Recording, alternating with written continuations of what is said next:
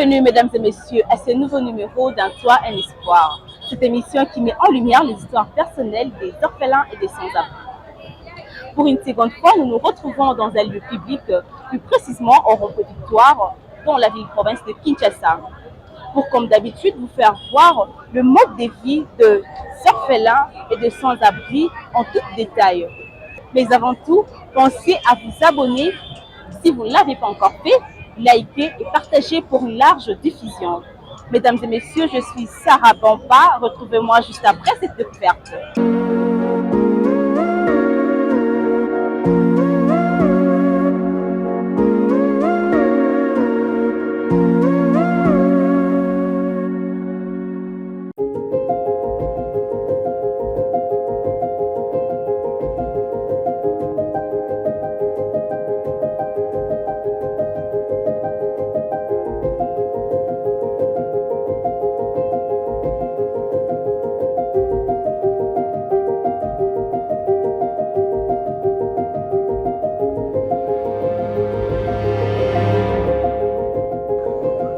Boni ne kufanda awa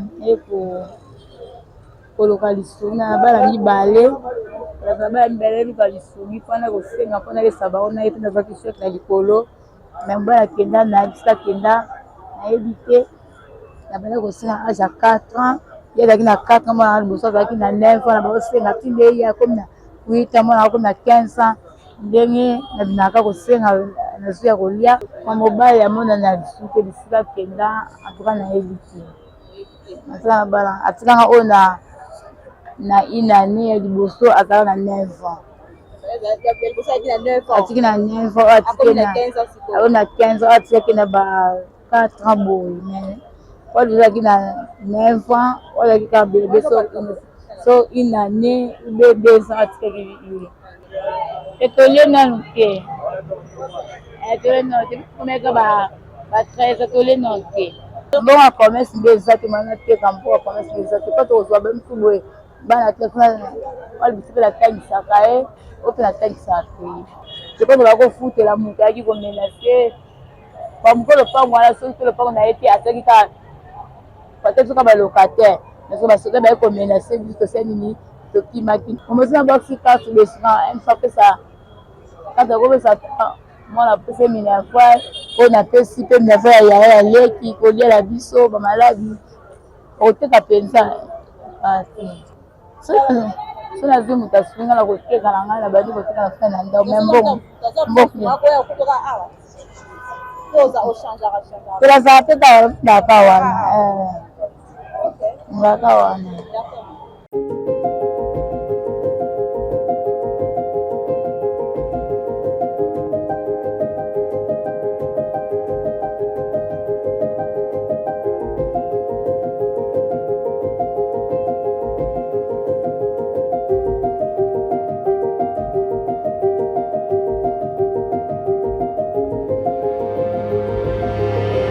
Como na John. Então onde papai viu só kufa aqui. Então papai viu só kufa e on va bien nganga wa ngam kunade on a bima na ngibana. Na viu só voyager. Ya na ngama kwa na ipen. Na lugande mutazo nisanga. Na senga. Nde tena ibate. Suba memi ngana kiofena.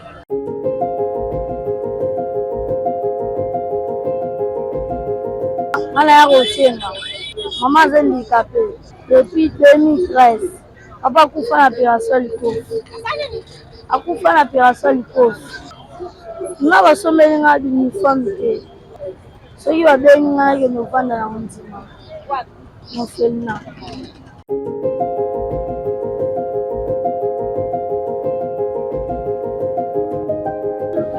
papa balala mama baba basasial bala vie na baba bakutana bana libanda ntango balinga na libanda yango mpe baboteka yango na lukamu to nzambe asungasimba botema na ye oyo akozwanga bokolanga yango nasengaka na nzambe apesaka mbaka na bakonza mboka basunga biso na baoyo bana bamaproduit basunga biso nanga likambo ya libate bamisala mibale bazwa bango maman azala felna ezala nino na pompage ezalaka yango ya basi nga afuna azalata gister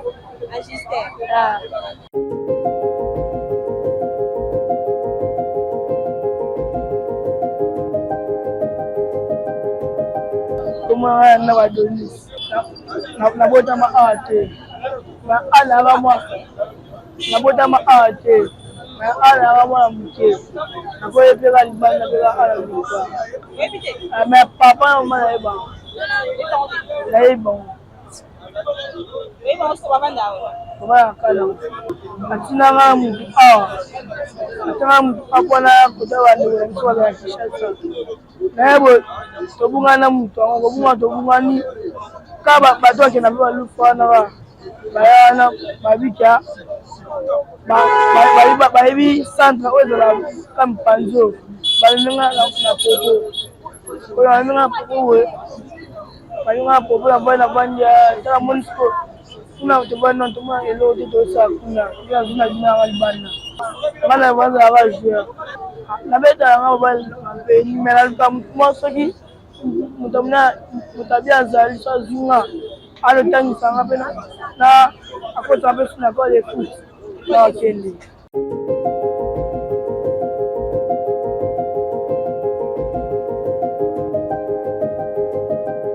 yaki nga mona kimanda mama ko tonafanda kota mama siko papa na mama bakabwani toye kota koko siko koko amona yesu ya liboso yango toyeke mpa bango mpe tokomolala toluka bisika tozwa ndako na mama bimaka kende asala mosala ndako ale bape yakimi na ngai balukanga bayebi ndeko to nazala na mosala nzonga ndako ngalingaka oka nzambe ka abongisa oka nzambe abongisa. Voilà, ensemble avec vous, nous avons découvert plusieurs raisons qui poussent à ce que nous puissions avoir un grand nombre de sans-abri. Vous avez constaté que plusieurs de ces sans-abri sont de garçons. Alors nous avons voulu savoir pourquoi seulement il n'y a que des garçons qui sont plus sur le terrain. La réponse a été donnée que les gens viennent souvent ici sur le terrain et ne prennent que les filles pour aller au centre et laissent les garçons ici sur le terrain. Comme l'exemple d'un enfant qui a dit que non, moi je suis né dans la rue, mes parents sont dans la rue depuis, et d'ailleurs ils habitent vers Sosacom, et moi je suis ici au rond-point Victoire. Ils sont au nombre de 3, mais il y a 2 sœurs et lui. Ces 2 sœurs ont été appelées dans un centre de formation, mais lui, parce qu'il est garçon, il n'y a pas moyen qu'il parte au centre-là. Ce qui fait que nous rencontrons beaucoup plus les garçons et les femmes sont beaucoup plus favorisées que les garçons. Et ces garçons ont donné plusieurs raisons qui ont fait qu'ils puissent se retrouver ici. Mais également, il y a de ces jeunes gens qui disent si seulement il y avait des centres de formation, ils peuvent y aller. Comme il y a l'un d'entre eux qui a dit qu'il désire être footballeur. Donc, si il se faisait que non, il y a une personne qui venait et dit que non, il veut prendre ou soit recruter des enfants pour aller dans un club, je sais pas, dans un club de foot, quelque chose comme ça, il peut partir. Mais aussi, il y a aussi cet enfant qui a dit non, moi je rêve de venir ajuster. Donc, si seulement il y a plusieurs centres de formation, il y a de ces personnes-là de bonne foi qui ouvrent ou qui créent des centres de formation, nous pensons que cela peut diminuer les taux des enfants sans abri. Et cela peut faire en sorte que dans les jours à venir, ces enfants puissent devenir utiles dans la société. Comprenez que l'émission Un toit, un espoir n'est pas seulement là pour vous faire vivre le mode de vie de ces enfants, mais également pour appeler les gens de bonne foi, les gens de bon cœur et surtout les gens qui ont des moyens pour aider, pour soutenir ces enfants, pour que demain ou après-demain, ces enfants nous soient utiles dans la société. Parce qu'au fur et à mesure que le jour passe, la mentalité aussi des enfants change. Au fur et à mesure qu'ils grandissent, leur façon de voir ou leur façon de comprendre les choses peuvent aussi changer. Raison pour laquelle aujourd'hui nous pouvons retrouver plusieurs koulouna, plusieurs jeunes gens qui deviennent agressifs parce qu'ils ont été abandonnés. Alors c'est le moment pour que ces enfants demain puissent devenir utiles alors qu'ils sont encore dans des dizaines, parce qu'il y a des enfants qui ont des 10 ans, 13 ans, 15 ans. En tout cas, on n'a pas encore eu un enfant qui a atteint déjà 18 ans. Alors c'est vraiment l'âge de récupération. Donc nous comprenons que si nous aidons ces enfants, si nous soutenons ces enfants dès aujourd'hui, allais-je dire, ce sera une bonne chose, parce que la jeunesse, c'est l'avenir de notre pays. Alors nous ne pouvons pas rester là à croiser les bras et voir comment est-ce que notre jeunesse est en train de se détruire. C'est le moment de soutenir ces enfants pour que notre pays puisse avoir de bonnes personnes, de grandes personnes utiles dans la société. C'est la fin de cette émission, chers internautes. Merci de l'avoir suivi. Restez branchés sur votre chaîne Kitumaini. Surtout, n'hésitez pas de vous abonner, de liker et de partager, mais aussi de cliquer sur la cloche pour ne rien rater. Merci.